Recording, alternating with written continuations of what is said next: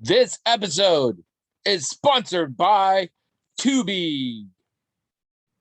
Now, before we go too far, I should probably say Tubi is completely unaware that they are sponsoring this episode. So don't go to them and be like, so you sponsored the hat? Because they'll be like, what? What are you talking about? And then they'll sue us if they feel like it, and don't do that. But I've been watching a fair bit of Tubi. William, are you familiar with Tubi? Heard of it? Yeah. It's another streaming service. Is a free one. It's totally free. It's just got ads. But a couple things, there's actually a bunch of services like that, but this has a couple things over the other ones. One is they actually have a lot of decent stuff and a lot of old TV shows and stuff like that. And yeah, ton of movies that one might actually want to see. And the other one is they're a big enough name that they have real commercials, which doesn't sound good, but like when I've watched some of these cheaper ones, the commercials are like, hello, I'm Bob from Bob Cunningham's furniture gallery. We have all the furniture you could hope for at low price, but like goes on for like 60 seconds of that. And then you get 5 of those. And sometimes, I mean it literally, sometimes the real low budget ones played the same commercial 2 or 3 of the 5 that I had during the commercial break. The commercials on Tubi are just like commercials you would see on TV. So some money has been put into them to make them mildly engaging and entertaining. But also you can ignore them like you used to when you watch TV and there were commercials. But I've been very pleased because they have a fairly good selection, including they have a lot of found footage horror, which, as we all know, is my guilty pleasure. It's the only thing in the world I refer to as a guilty pleasure, because it's the only pleasure I feel guilty about. Which is funny because I watch a lot of porn, but still, it's the only pleasure I feel guilty about because they're all terrible. But I can't stop watching them. But it's fun because I've been encountering, you know how I like novelty in these, because all the found footage horror movies are the same. So if you give me one that's like a little different, I'm kind of into that fact. And I've had some lately. One, it's a growing genre, but the idea of doing these found footage horror movies over teleconference things like this, like a Zoom, there's a Zoom one out there that's on Netflix, and I've seen some, and I saw one that was on Skype. And what I like is they actually play with the mythology. In this particular one, they accidentally let loose a demon because that's what you do.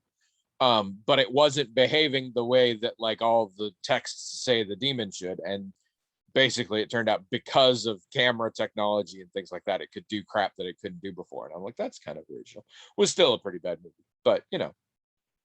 And one that was particularly novel for me is the one called hashtag Screamers, that is about a burgeoning video streaming service, like essentially a YouTube, but it has a gimmick to make it different from YouTube. But they get these weird videos that are giving them a lot of traffic that are sent anonymously, so they start tracking down who made these so they can make a deal with them, and who made them is spooky, and you get no payoff for what the fuck is going on, and it's terrible. But what I liked is, as you know, because I've talked about this a lot and no one cares, but it's my podcast, so there you go. One of the important things in this process is you have to make the audience hate the characters early on so that you're jazzed about the fact that they're all going to get murdered. Or at least you won't mind if they do. Exactly. Because this is what happens with these movies. They're all going to get murdered. If you're lucky, one of them will go insane and be locked up forever. But mostly they're all going to get murdered. And so you need to be like, oh, no, I'm down for this. And pretty much that's all you're watching is them being assholes, them being murdered. Those are the 2 acts in a found footage horror movie. And what I really like to be fair, those are the 2 acts in a lot of horror movies. True. But I don't know, because other ones, sometimes somebody will survive the whole final girl thing, but these That's right. all the time. That's right.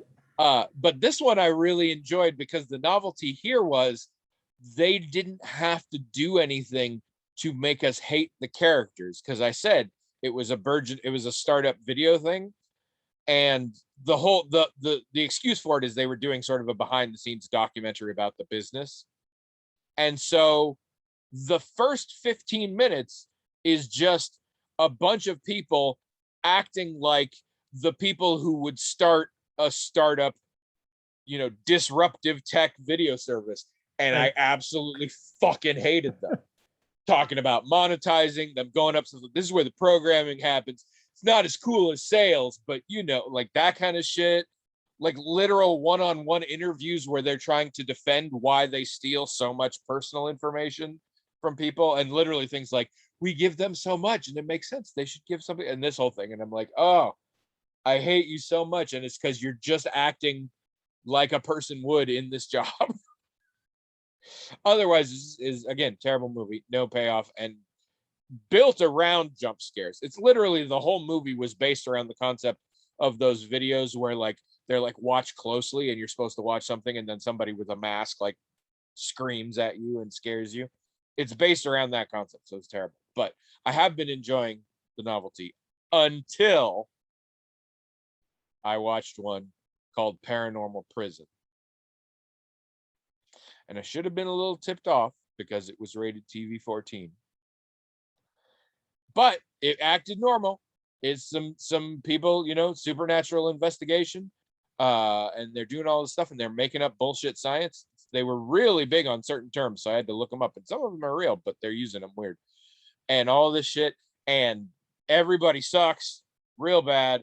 But like one guy in particular sucks real bad. And we got all this stuff, and we've got somebody helping them that I telegraphed a mile away. I'm like, oh, they're actually a ghost, and we're gonna find out they've been dead the whole time. Whatever. Nobody fucking died. Nobody. Turns out the ghosts were just there to lead these people to basically disprove, like posthumously prove someone's innocence of a crime. But like a century old crime. Like nobody alive cares. And then they all got to leave. And I was so pissed off because I mean, they hammered home in traditional found footage horror how shitty some of these people were, and I was legit jazzed to watch them get killed. Nope. Here's another aspect. Here's another aspect of that. That it's not just about the formula of everybody dies. It's found footage. Why was it found? Why did it have to be found? Because all the people involved with it are gone. So how is it found footage if anybody survived? Then it turns into given footage, provided footage or whatever. I saw one recently that legit had a thing in it where there's this guy sitting at a desk, and it's like, if you're watching this, then you're assisting the FBI in this investigation regarding blah, blah, blah, and a whole thing briefing you. And then at the end, he came back, and weirdly at the end, he's like doing that sitting on the edge of the desk thing, looking sidelong at the camera. And nothing about this says that, but yeah, it's this whole looking into this mystery. And here's, like, I love the various excuses that they come up with for that kind of shit. Although more and more there's a burgeoning thing of, in these haunted places, the ghosts want people to come so they can, I guess, eat their souls or whatever. And so they find a way to get the footage out there so that other people will be intrigued and come later. So that's becoming a thing. That's something I'm enjoying.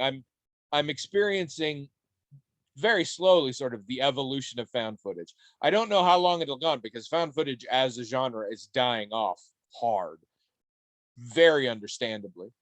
But it is interesting because the technology is changing and how they're choosing to do that. So I was sitting here looking for something, and one night, and Trisha's like, you had this one last night where there was a guy and some teenagers sent him some footage of a place and he was going to investigate. I thought you should watch that, but you skipped it. And I was like, what one were you talking about? She says, I don't remember. It was just one of the early ones you were doing. So we went through this whole thing and finally found it. She's like, yeah, that's the one. And we watched the trailer again. And I was like, oh yeah, no. She's like, have you seen this? I said, no, this one's real. And she's like, what? I'm like, yeah. I realized, and I hadn't before, years and years of watching these shitty movies, I have a good sense for if it's a fake one or not. And I was like, no, see, you'll notice no special effects. The only scary shit is occasionally the guy acts kind of weird. And that, like, no, this one is an actual documentary, which means nothing is going to happen and it sucks. And she was like, I can't really. And she looked it up and she's like, oh, you're right, it is. I'm like, yeah, no, I've got a sense for these now. I'm like, that one's real. I'm out. Because the fucking algorithms on the streaming services do not know the difference. They are constantly suggesting actual ghost hunting shows to me. And I'm like, fuck off. There are some ghost hunting shows that, they figured this thing out, and it probably didn't take them very long. What you're saying is that, nothing really ever happens in ghost hunting shows. So they make things happen, right?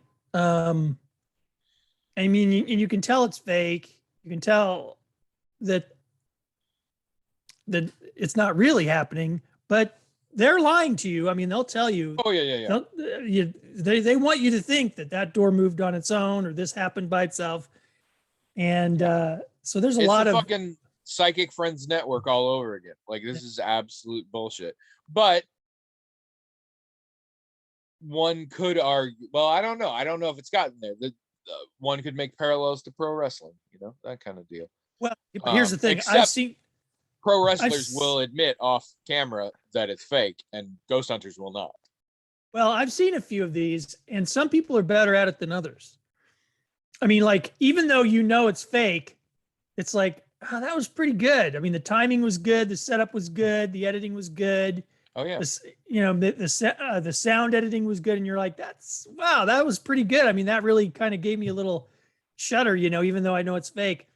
And so some of those are actually fun to watch, even though in the back of your mind you're thinking, oh, these are jerks for lying to people like this. The big cues for me is somewhere in the trailer, somebody's face needs to morph into something scary. You have to see an actual ghost or demon or monster or something. You have to see someone get killed or hear someone talking about how someone's dead. And on rare occasion, if somebody freaks out enough, it could be a sign that it's fake. But they have to be like fucking screaming and like punching their compatriots to get out the door, shit like that. Or just anything that wouldn't happen. Like, oh, the door is locked. Why is the door locked? Like that kind of shit. Like, if it's anything that could possibly just happen in regular real life, then it doesn't count. It has to be something extreme. And almost always near the end of a trailer, if it's a fake one, you'll have at least one shot of like somebody's eyes get big and black and their mouth hangs open or something like that. And that's how you know.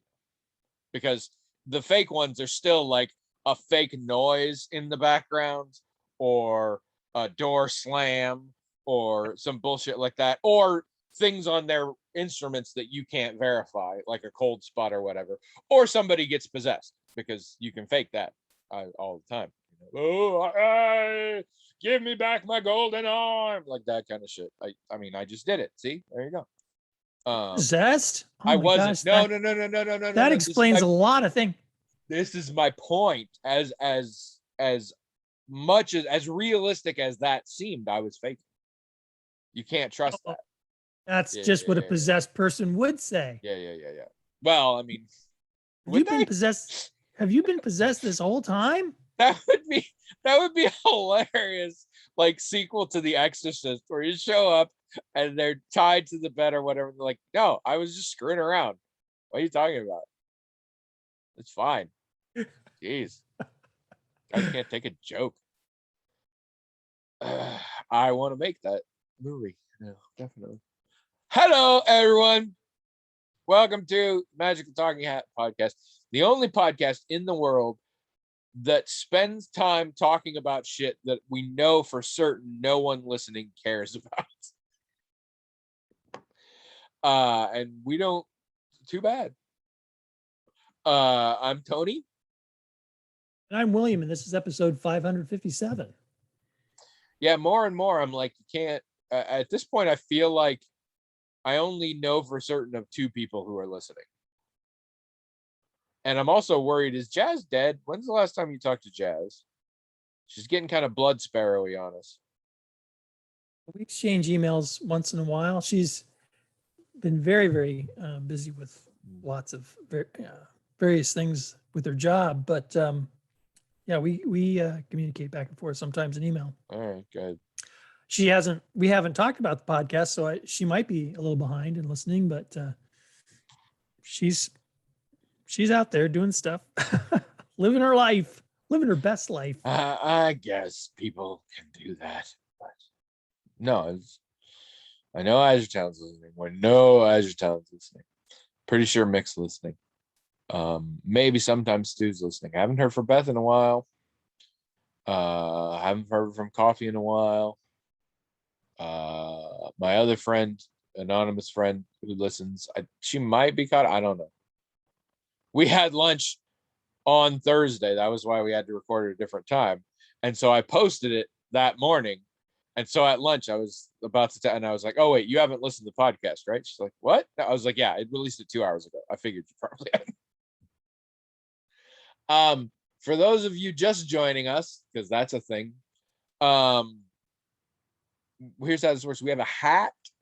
It is magical in that it has its own email address, themagicaltalkinghat@gmail.com. People write into that email address whatever the crap they want. The hat forwards it to us. We are obligated to read it on the air, talk about it or something related to it until we're bored for about an hour. That's a very small portion of the show. So you have news because you had news on Thursday, but we had already recorded on Tuesday. So that didn't happen. Yeah, because my, for some reason, my appointments with my surgeon, because that's who I've been meeting is my actual surgeon, which I didn't expect that. You know, I believe it's pronounced sturgeon. I thought my surgeon would do the surgery and then I would never see this person again. But not only am I meeting with this person every time I go in, but she's like very attentive. Like, you know, she'll answer all of our questions. She'll be in that room with us for as long as we want. It's pretty amazing. And I'm very impressed with her. But anyway, somehow the appointments ended up being on Thursday mornings. So yeah, usually I do have news on Thursdays, but as you just pointed out, we didn't record on Thursday. So what happened last Thursday was they took me off of the wound vac. So Tupperware boy was no more as of Thursday. Fart machine is done. Now, when I talked about that possibility, I said that they were just going to replace it with a process that I was going to like less. And that did pretty much happen. Although the process that they replaced it with 2 times a day, doing something with the dressing and all that stuff, wasn't the worst that I could imagine. And today, they said we could stop doing a little bit of that. So and despite what we talked about last week, this doesn't make you more susceptible to disease, correct? Yes and no, but not to a degree where I can't travel. Yes, that's right. I asked them if this was going to prevent me from going home for Thanksgiving. They said no, especially if I do all the stuff they want me to do. Like if I change the dressing twice a day and I treat it in a certain way and I make sure it's covered. It is more vulnerable than with the vac on it, but not so much more vulnerable that it should make a difference. Now, if I don't follow their directions, I could get myself in some trouble, but of course I'm going to follow their directions. So that's not an issue. So yes, that's right. I should be able to go home for Thanksgiving without any problems, so long as I'm following their directions, which I intend to do to the letter. And so that's good. And like I said, today, the process was simplified from what it had been for the last week. So it's actually not going to be that bad if I have to keep doing, like, if I have to keep doing today for another couple weeks, it won't be that bad. It'll be a little bit of a pain, but not actually the way the process works now, it's probably a little better than the wound vac actually. So I'm pretty happy about that. And you've been able to sleep in a bed? Now they said that it would probably be okay for me to go ahead and try that, but that, if anything happened and I experienced any pain or whatever, then of course I shouldn't. But I already know that that's going to happen, so I'm not even going to try. I know how I sleep. I toss and turn. I end up on my, front. Yeah, I don't think they recommend me sleeping on my stomach, but that would happen. So I'm not even going to try that. Yeah, I don't know that I could sleep on my back at all. But then again, I don't think I could do it in the recliner either. Well, and I don't very well. Better than I thought I would. And I'm kind of getting used to it. So it's not horrible, but that's probably a thing. Yeah. But I have had sleepless, Monday, I was supposed to go in for cardiac rehab, but I didn't sleep all that night. And it was really early in the morning. And of course, studies show that if you drive tired, that's the same as driving drunk. So I canceled because I wasn't going to drive impaired to this thing. And I had to drive myself. Abby couldn't drive me. Otherwise, I just would have had her drive me. But so, it's not been, I don't always sleep in the chair at all, but it's not been as bad as I would have expected. And like I said, I have been getting used to it mostly. And but today I thought, a week ago, I don't know if I'd call it good news necessarily, because like I said, they took the wound vac away and that was good, but they just replaced it with something else that I didn't really like. Today, the news was like, I'm a lot better off today than I was a week ago. And so that feels really good. Like I don't really have any for example, a week ago, even though they told me I could go home for Thanksgiving, I felt a little apprehensive about it, and I don't now. So, I feel pretty good today after the appointment today. It went really well. So, woohoo! Yeah, it's still not where I want it to be. I think I've said I'll feel like I've kind of made it. A milestone for me is when I can sleep in my own bed without any kind of discomfort or pain. And also when I can shower and I'm not like avoiding this area or cleaning it in some special way. I'm just getting in the shower and doing what I used to do, which they said I could do. But again, and I know why they said that, but no, I can't. I'm going to have to be further along before I feel comfortable doing that. But it is there is progress, and that's very encouraging. And I need that because frankly, with this whole thing dragging on, it's a little depressing. So yeah, it's nice to get some good news. It's nice to know I'll be able to go home. It's nice to know. And not only am I going to be able to go home, but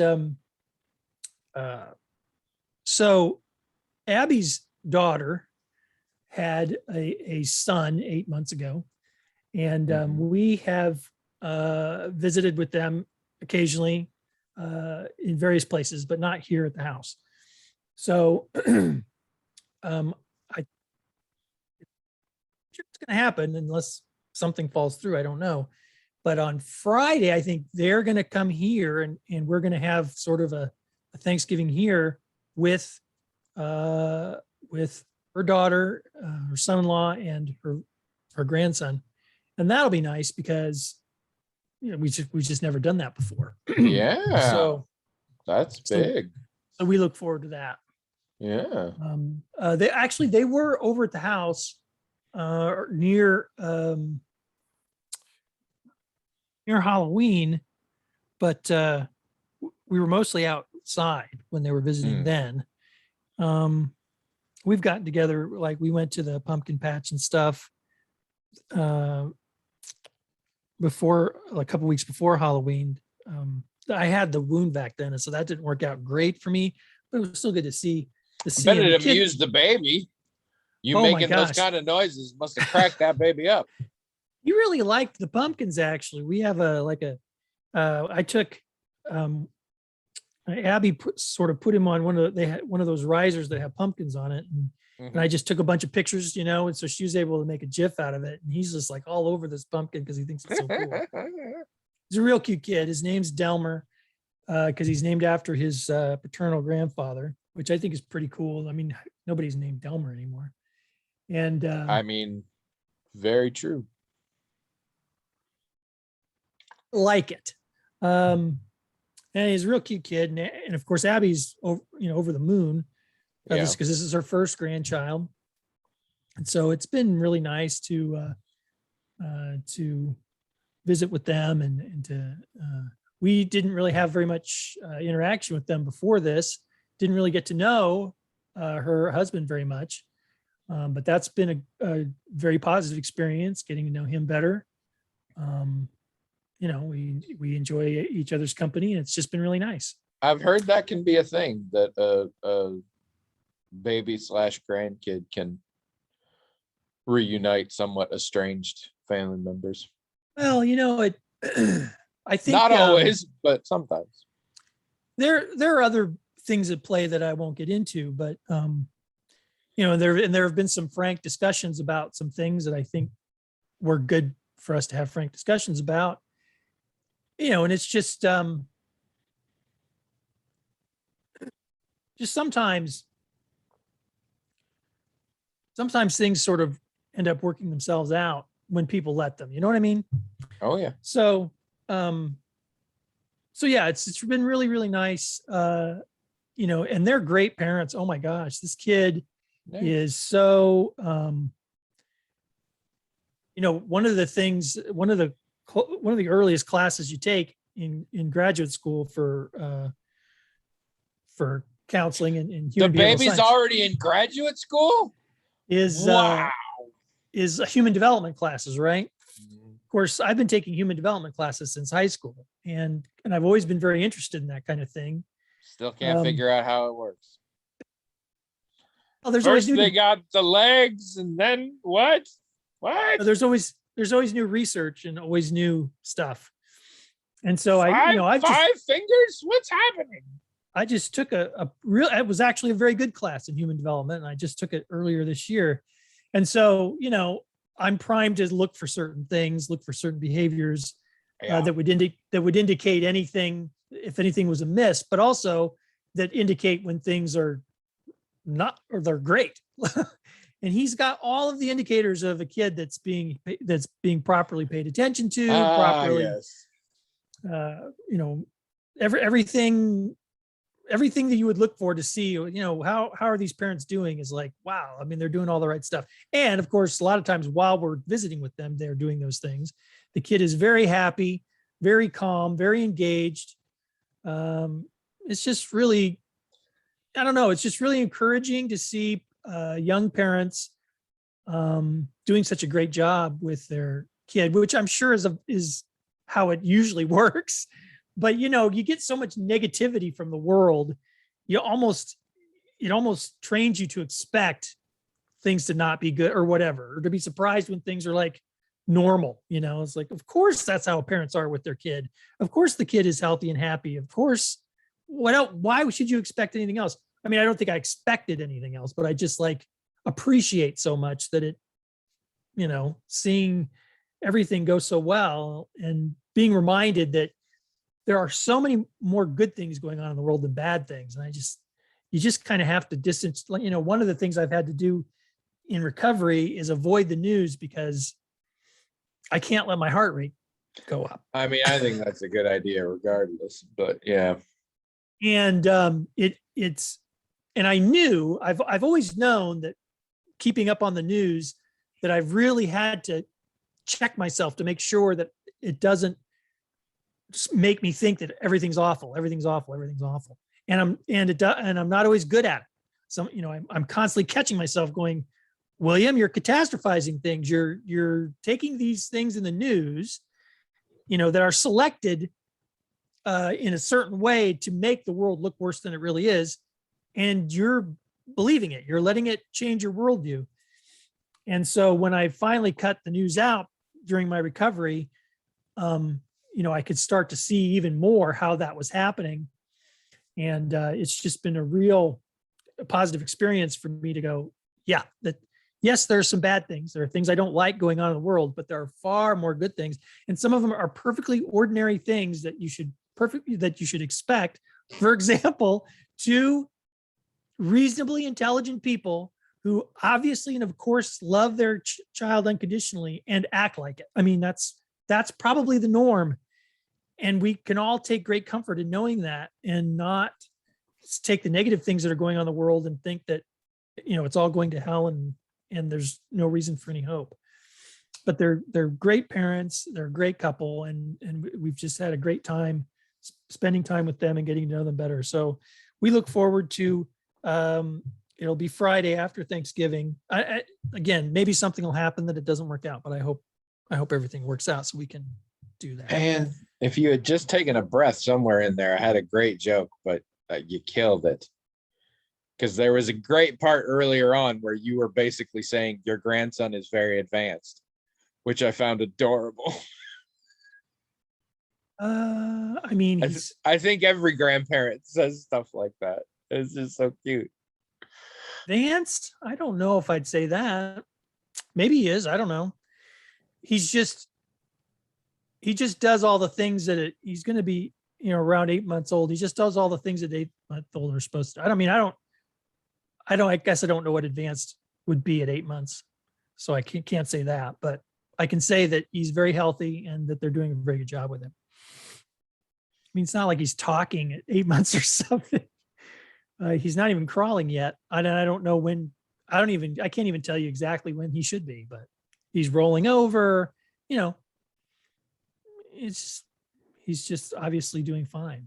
And it's just like, there shouldn't be anything surprising about that. And again, I'm not surprised. I'm just like, I can just tell that I've let myself get sort of warped by news and things like that, to not so much to expect bad things, but to be overly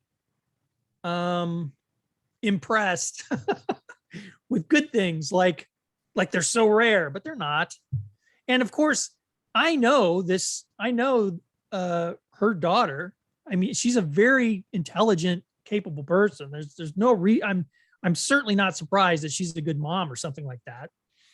But it's not about her or him or them at all. It's just about my own warped imagination when it comes to the state of the world based on all the terrible news that I take in. And it gets back to what we talked about once before about how stories are a necessity, and they very much are like food. And if you take in the wrong kinds, or you take in one kind or another, it's going to impact you and your way of thinking, just like food impacts your health, your physical health. Stories impact your mental health, and you do really have to pay attention to what kinds of stories you're taking in, how you're taking them in. If your diet is too far in the realm of horrible, exaggerated, especially stories about how bad things are in the world. I mean, you have to remember there's a lot of good things in the world. That should never feel like a surprise. And when it does, you really, I think, need to examine your life, which is what I've been doing, obviously. So. You're probably pretty soon, at least in a few months, where you're going to have to come up with your nicknames. Yeah. Are you going to be Grandpa or Pubba or Pop Pop or Humpa, which is what my father-in-law is. My father-in-law is Humpa. I don't think, I'm just Bill. I'm pretty sure. You should at least get a nickname. I mean, it's fine if we say that's not your grandpa, but you should still you're still a member of the family, so you should get a name. Say for the record, Bubba, something like that. If they ever said, hey, or, if they started, calling me grandpa or something with the kid, I certainly wouldn't mind that. I mean, what an honor, right? But I also would understand if they didn't want to do that. I mean, because I'm not related, and some people are weird about that kind of thing, and I totally, totally get it and I understand. On the other hand, you know, Abby and I are married. I am technically a stepfather, so they could do that. That wouldn't be out of bounds for our culture or anything like that. But it's completely up to them, and I have no problem with whatever they decide. But I'm pretty sure, at least so far, it seems. I mean, it hasn't really come up. No, because the kid's not talking yet. But when the kid's talking, then it's going to come up. Yeah. And I think they're probably going to feel like, part of it is, for most of the time the kids were growing up, Abby and I weren't, I mean, there was probably a good period of time there where we could have been common law married, but we weren't, we weren't presenting that way or anything. And I was the kid's godfather. And so that's what they knew me as, their godfather.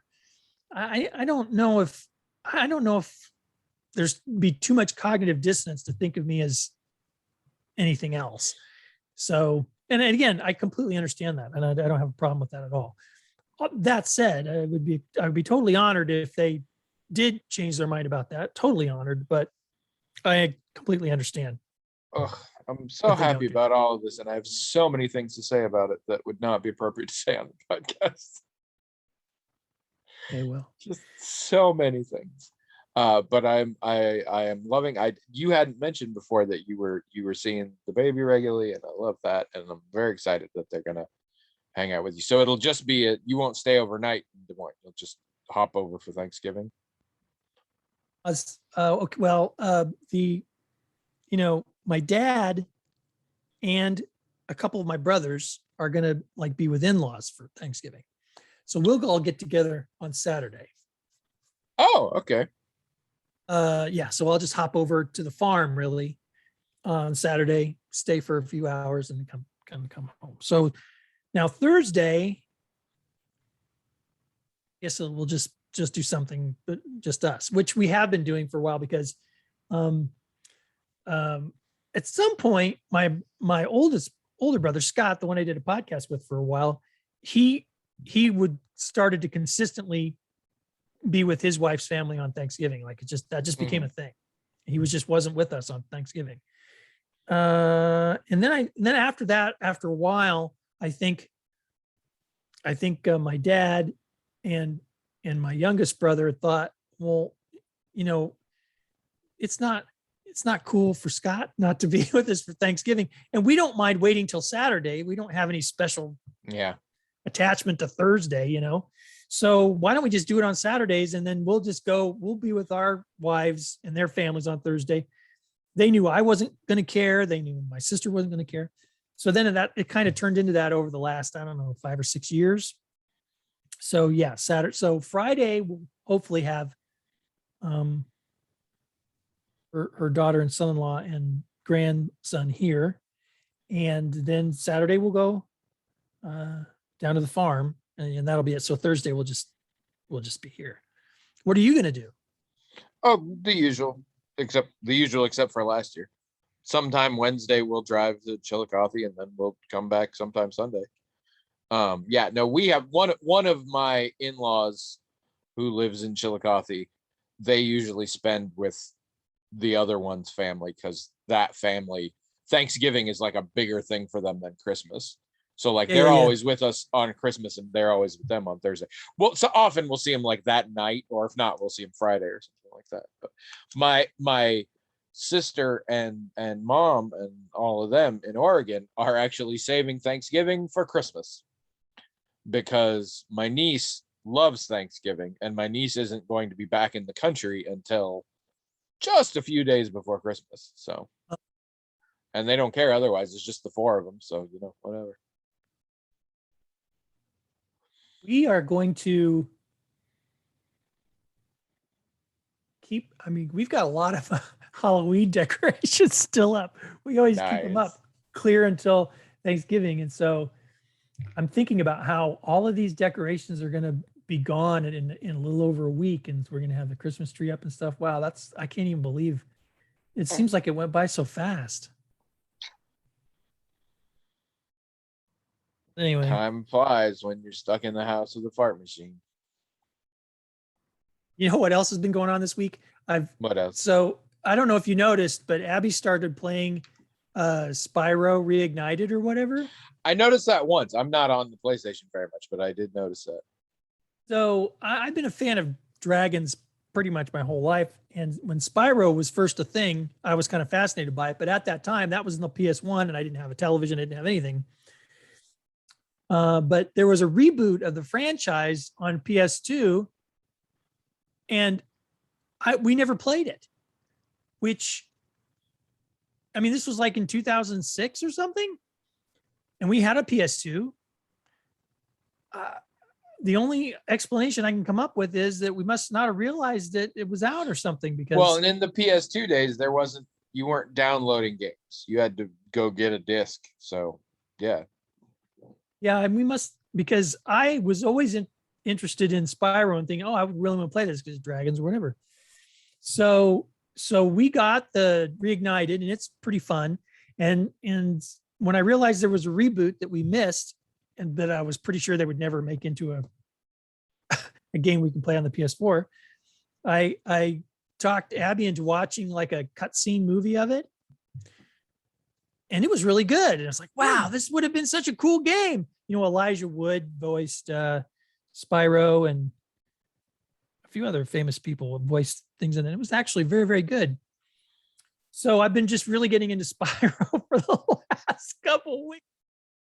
It's just been really fun to but also, like, why didn't I play this game? I would have loved playing this game.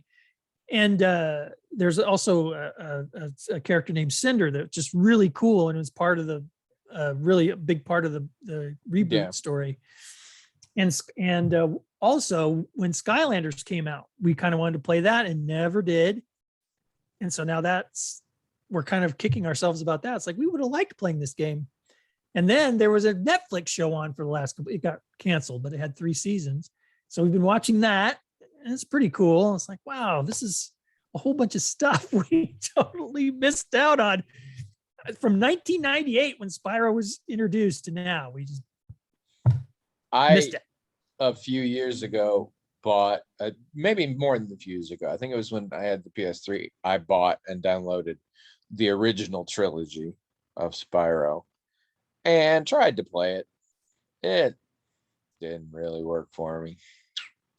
It's it's a very standard, not deeply plotted. And his platforming stuff, which is not normally my thing. It was very early 3D, which was probably very cool at the time. Yeah, usually platformers aren't for us either, but I'm just that big a fan of dragons, and I like the world building. Fascinates me for some reason. It's not sophisticated or deep or anything, but it's like, this is really, I like it. Literally every little thing about it I like. And when they took those sort of superficial things and made a really deep and involved and interesting story with interesting character arcs and stuff in the reboot, wow, that would have been a great game to play. We would have loved playing that. And you could play it co-op, and she could have played Cinder and I could have played Spy. We would have loved it. And I just cannot believe we missed out. But I've enjoyed sort of catching up with, like, Wikipedia or watching cutscene movies and stuff. It's been kind of fun, but it does make me kick myself for not playing it. You can't get it on the PlayStation Network. No, I'm not sure about that. Well, they got a lot of shit on there. I think it would be worth at least checking the store. So you think that the reboot that was originally made for PS2 could be playable on our PS4 through the PlayStation Network? Here's what I can tell you. The PlayStation Network allows you to purchase quite a lot of PS2 games. And I have downloaded and played, and in some cases PS1 games. It's a matter of if they think there's an interest. So if the reboot did well, then maybe. If the reboot didn't do well, then maybe not. But yeah, such things exist. Well, some of the Skylander games were made for PS4, so technically we could get a Portal, and we could play some Skylander games, which we might try to do. But I would check the PSN, because there's probably Bill, not probably. There's possibly stuff there because there's definitely stuff that was contemporary with it that's there. Ah, well, I'll have to look. That's good advice. Thank you. Once again, I've taken up way too much time. You probably got lots of stuff to talk about for your week. Not too much. I haven't gotten a lot of writing done this week. It's been kind of a weird week. But I got some. You and Trish will probably have a new copy of Costs to look through, and then I really need to get started on the next book. Which the working title of the next book is Too Odd, Two Wings. Because that's good. because I don't have a title, and if I fucking call it Odd Wings 2, it's gonna end up being called Odd Wings 2, and I don't like that. I didn't like Odd Wings, but it was just a working title, and nobody, including me, could ever come up with anything better. So if it's called Too Odd, Two Wings, that is too stupid to publish. So it guarantees I'll have to come up with a better title. So, but hate the title Odd Wings, but I originally thought we could come up with something better, but we didn't. No, and I will say it's real snazzy SEO wise. Oh, sure, yeah. Odd Wings in the computer, and you don't get any other stuff. So no, that's right, but, and it's really grown on me actually. And yeah, I know a lot of people I don't hate it as much as I did, but it's not. I never hated it, but it's like I did think, well, maybe there is something better, but yeah, it's really good actually, and I think it's worked out great. But yeah, so as soon as I finish this next draft, hopefully I get into a world where I work on something and then I hand it to people to look at while I work on something else. And this is also good because you know me, I get bored working on stuff, so then I can switch it up. But we'll see. I need to get started on the next book. I had my in-person therapy session this week. Oh gosh, yeah. How'd that go? Didn't really notice any difference. Okay. Gonna try it again next week and see, because it's not like it's a hardship. And I feel like if there is something to be gotten out of it, it's gonna be the real life version. Like, I don't think it hurts anything to try that. So I'm gonna try it a little bit more and see. Had an epiphany in therapy that I'm way more like you than I realized. So that's been depressing me a lot for a while since. Wow, that would be depressing if someone realized it was bad because I had the moment and I'm like, which is the exact thing I've been talking to William about for years. Oh crap. So that would be bad for anybody. That was weird. Condolences. Trisha's still doing Ted Lasso. She's really hoarding the episodes. So we watch one every few days. So we're only like 6 or 7 episodes in. Still watching Owl House and really enjoying that. Did you guys watch Owl House? Not yet, no. Have I talked about Owl House? I have. You did talk about it, yeah. I think we probably will try to check it out, but I mean, we've been catching up on things like Disney movies and stuff too. Yeah. So, we're like 2/3 of the way through Doom Patrol. Trish is really not enjoying it. It is starting to grow on me. As someone who was a fan of 90s Grant Morrison, I'm seeing so much stuff that they've like updated, but I'm still like, the vibe here is very 90. When we hit the Danny the Street episode, I was like, oh yeah, of course. Yeah. But I'm kind of digging it. Each character on the show has arcs of character growth. When the show is not focused on that particular character's arc of character growth, they revert to the same shithead they were in the first episode. And that's not good TV, in my opinion.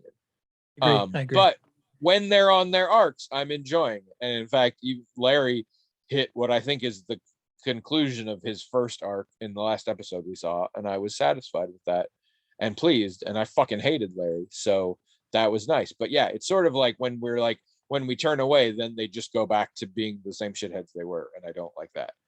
But it is growing on me. We're certainly going to keep watching it.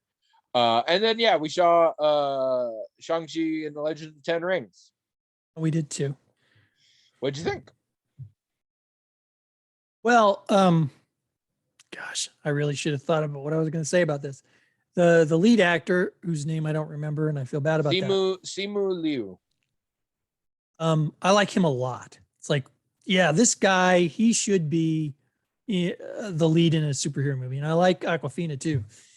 I didn't feel like the film, I didn't feel like the direction and the writing really lived up to what he could do.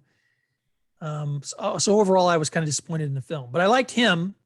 I liked the character in general. I look forward to seeing him more in that role. But I feel like he showed up and was the right guy for that role.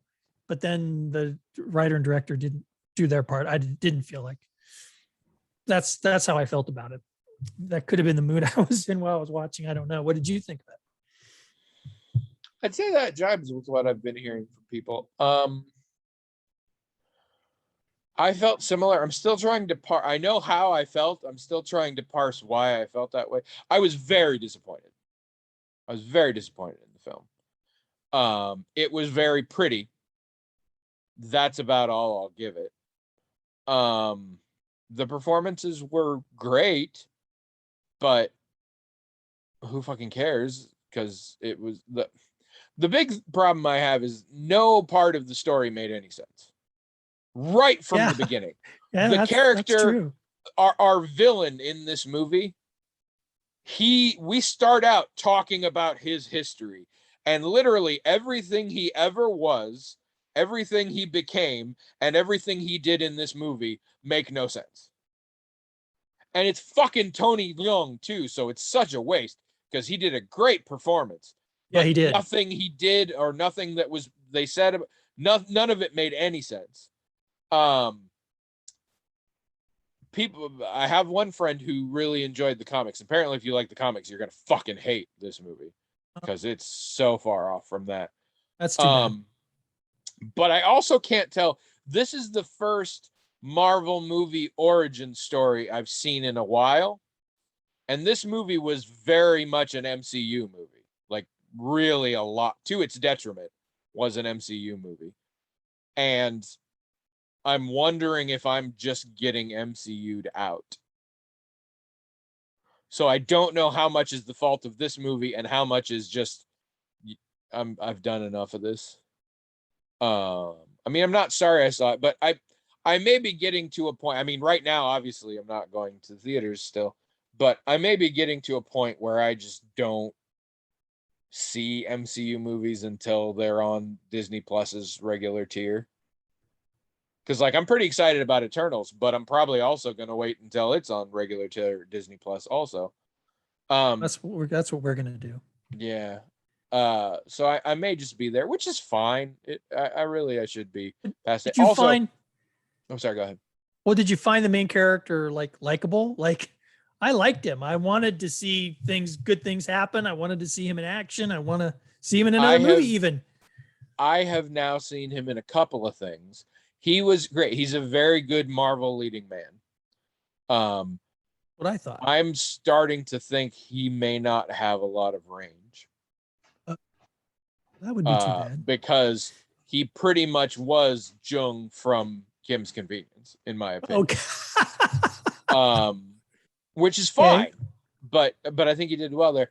I also am starting to be concerned that Aquafina is being typecast, because I know for a fact she has range, because she was in that movie that I hated about lying to your grandmother about her having cancer. And I hated it not because it wasn't an amazing movie, but because it was sad as fuck. But Aquafina is the main character in it, and she's amazing, and it's totally a breakout from everything else I've seen her in. However, the character she played in this was also the character she played in Breaking News in Yuba County, was also the character she played in Ocean's 8, was also the character, kind of, that she played in Crazy Rich Asians. And I know she's capable of more. I feel like she's stuck. To wit, there's something very interesting and special about this movie, in that the male lead and the female lead are heterosexual, platonic friends. And on the one hand, I love that. I am super here for that. We need more of that. On the other hand, I cannot get rid of the suspicion that they did it that way because it was Awkwafina, and Awkwafina is being typecast as comic relief, and they didn't think she could be a romantic lead, which would piss me off. I will never know the truth on that, but I remain ambivalent because of that. Representationally speaking, I am super happy they did it, but I'm worried that's why they did it, and it pisses me off. So that's a thing. But yeah, I was disappointed, but it's very pretty. The effects are very cool. The first half of all the fight scenes are very impressive. After the first half, they bring in crazy CGI bullshit, and then it's just Marvel fight scenes. But which are also fine. But I mean, like, from a martial arts perspective, the first half of all these is kind of cool. And then it goes crazy. But yeah, I mean, it's fine. If you've got Disney Plus, watch it. It's not worth buying Disney Plus for it, but Disney Plus has a bunch of other stuff too. So Watch Jungle Cruise too. Did you? We're just catching up on stuff. How is that? Well, if you like the early Pirates movies, you'll probably like it. I mean, I did actually hear a reference to that where somebody was like, we took the first Pirates movie and just turned it into Jungle Cruise. Mostly, I mean, I have nothing against it. I'm sure it would be perfectly entertaining.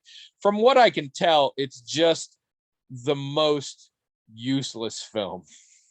Like, there's just not a reason for it to exist.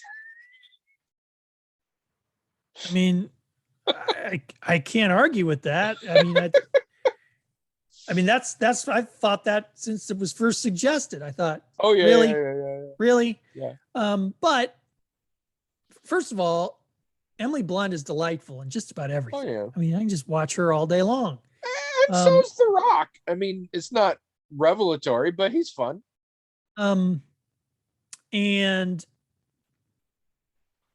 one thing that Disney does pretty well with these types of movies is, in my opinion, other people might disagree, but like with the Pirates movies, a lot of the lore they worked into it, I found pretty fascinating. I thought it was really interesting how they use the flying for that kind of shit. How they use the Flying Dutchman, how they work this in, how they work that in. Davy Jones, it's like, this is actually working for me. I don't know how or why, but it is. And this is the same. They had some stuff in it, lore that they made up, and it was like, this works for me. And now some of it was so similar to the Pirates movies, it could bother you, but it didn't bother me. I was like, yeah, this is cool. I like this. And some of the special effects were good. And there were some surprises I didn't see coming. So I thought, this is fine. I would probably never recommend it to anybody, but not because it was bad, but just because I think the people who are going to like this know who they are and they're going to watch it without my recommending it. And I haven't heard anybody say they hated it, but yeah, I've heard a lot of. Now, Abby liked it more than I did, but that's because, Abby herself has an interest in things like, botany and archaeology or whatever. And Emily Blunt plays a botanist, who's doing all this Tomb Raider type stuff. And it's just right. It just hits the right spot for Abby it would have to be a really horrible movie for her not to get into it. And it wasn't really horrible. It was perfectly fine. So, and she likes Emily Blunt. So all those two things together went a long way to her enjoying it, even if it had been bad, and it wasn't bad, it was fine. So, and that helped me enjoy it, that she was enjoying it so much. So it was overall a good experience for us. But like I said, you'd have to be a fan of the ride, I guess, or just a fan of Disney movies in general. Or I think if you like the Pirates movies, because here's the thing, the Marvel movies are pretty formulaic too. I mean, it's pretty much the same thing Oh over yeah, and yeah, over and yeah, over yeah, and yeah, over. yeah, yeah, yeah. And if you can, and if you can tolerate that, in fact, you kind of like that it's the same thing because that's what you want, and you liked the early Pirates movies, I don't see why you wouldn't like this because that it follows that formula. Yeah. And if that you like that formula, maybe you'll like it. And I mean, if Trish, for some reason, I got possessed by an alien or something and was like, I want to watch this, I'd be like, yeah, sure, fine. It just, yeah, something about it, it seems just like the perfect storm of unneeded.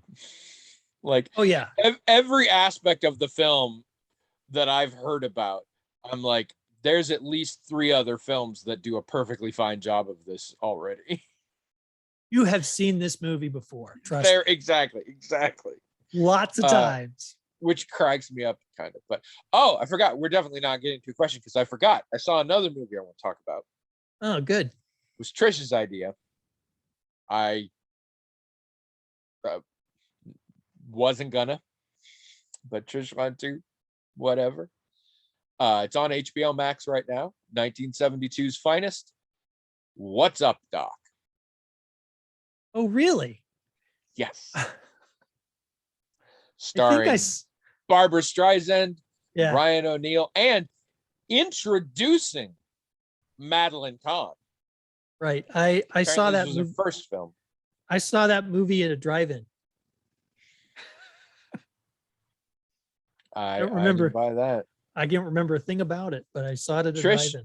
Trish remembered seeing it when she was younger, but only in bits and pieces. And apparently it's one of her mother's favorite films. Although, to her credit, when Trish texted about it later, her mom said, I love that movie, but it's so stupid. And that second part is definitely fair. It is one of those, how do I put it?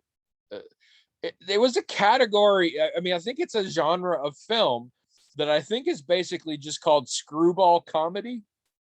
Yep.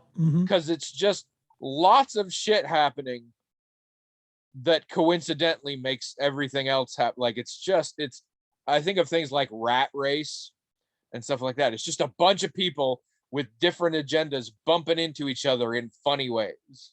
Yeah. And it's all just crazy. Mad world and yes. Things like that. That kind of thing. Where there's not even, I mean, there is sort of a central plot, but there's a lot of parallel plots and things like that. Yeah. And this one involves the fact that most of the people in this movie, which include gangsters and secret agents and wealthy dowagers and con artists and musical scientists, I guess, all have identical looking luggage. And so all of the hijinks ensue. I didn't care for it. I think there are three reasons I didn't care for it. Okay. One, and this is the big one, and this is, I don't think it's a bad movie. I am not a fan of this genre. Straight up. If I had to guess, I would say this is probably one of the better done versions of this genre. Possible, yeah. I am not into it. The second reason, and this is something I've had to come to terms with, I'm not a big fan of Barbara Streisand. And I'll tell you why. She's a great singer. She's a good actor. But neither of those things is she nearly as good as she thinks she is. No matter what she's doing, she radiates smugness at me in a way that I cannot fucking deal with.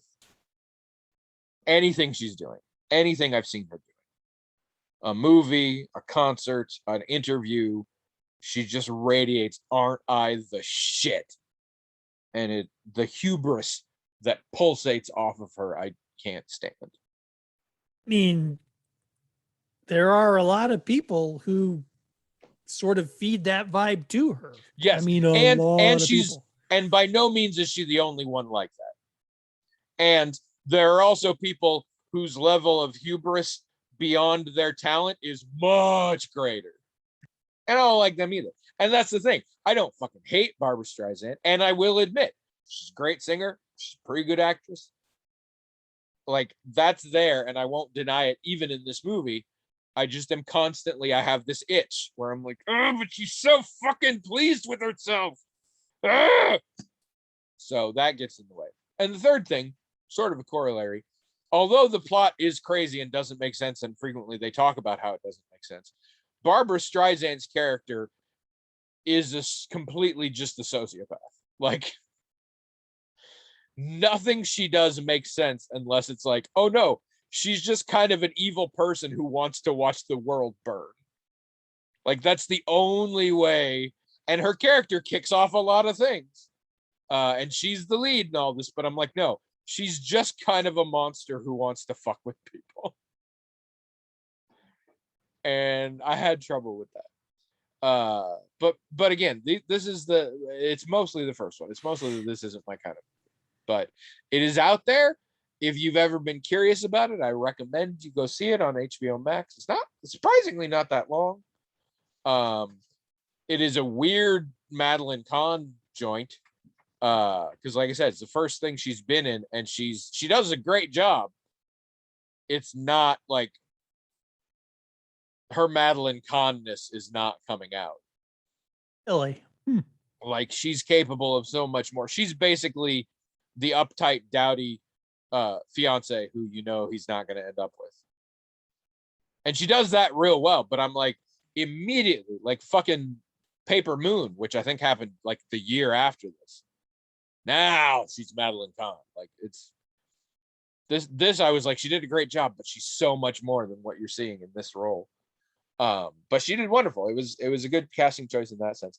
And there's this guy, I don't know who he is. He was in a lot of movies in this era, and he has a weird Eastern European accent. And I just think of him as the previous generation's version of Flula Borg, because that's what he was in this too, was basically to be silly and have a funny accent. And I love watching that. Yeah, but it was weird. So check that out. All right. That's all we got time for, people. Our next episode will be our Thanksgiving episode. I don't know what we're going to talk about because we talked a lot about Thanksgiving this time. But maybe we'll answer your emails. In the meantime, give us more emails. We need more emails. We don't have a lot of emails. themagicaltalkinghat@gmail.com. Write in some stuff there. Questions, comments, topics, Thanksgiving wishes, hypotheticals, screenplays, whatever. And we'll read them. And in the meantime, I hope everyone has a good pre-Thanksgiving. And some of you in other countries don't even fucking care about that. But just remember, as my grandma always told me, peanut butter stays good for a long time, but not forever.